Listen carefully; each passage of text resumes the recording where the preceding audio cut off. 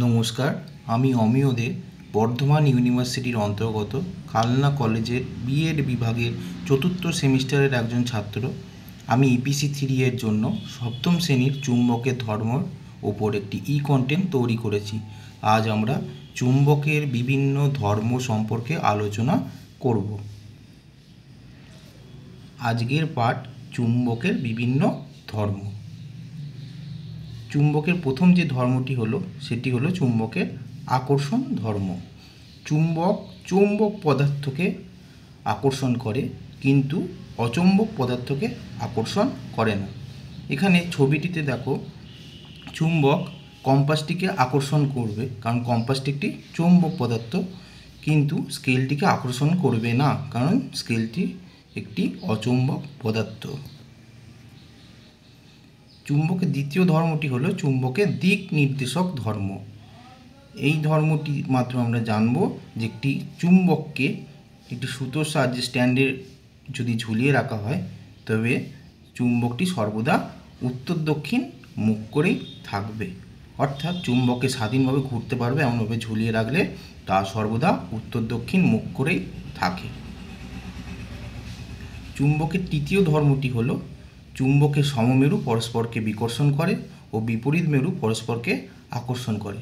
অর্থাৎ একটি চুম্বকের উত্তর মেরু অন্য চুম্বকের উত্তর মেরুকে বিকর্ষণ করবে, কিন্তু একটি চুম্বকের উত্তর মেরু অপর চুম্বকে দক্ষিণ মেরুকে আকর্ষণ করবে, এবং একটি চুম্বকের দক্ষিণ মেরু অপর চুম্বকের দক্ষিণ মেরুকে বিকর্ষণ করবে, কিন্তু একটি চুম্বকের দক্ষিণ মেরু অপর চুম্বকের উত্তর মেরুকে আকর্ষণ করবে।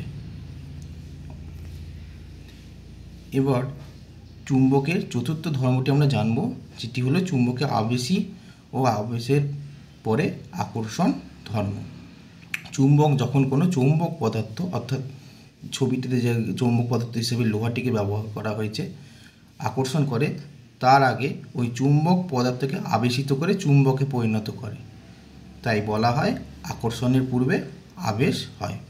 এই ছবিটিতে দেখো, চুম্বকের নিচে চৌম্বক পদার্থ হিসেবে পেরেক ব্যবহার করা হয়েছে, এবং পেরেকটি অপর পেরেকগুলোকে আকর্ষণ করে ঝুলিয়ে রেখে দিয়েছে।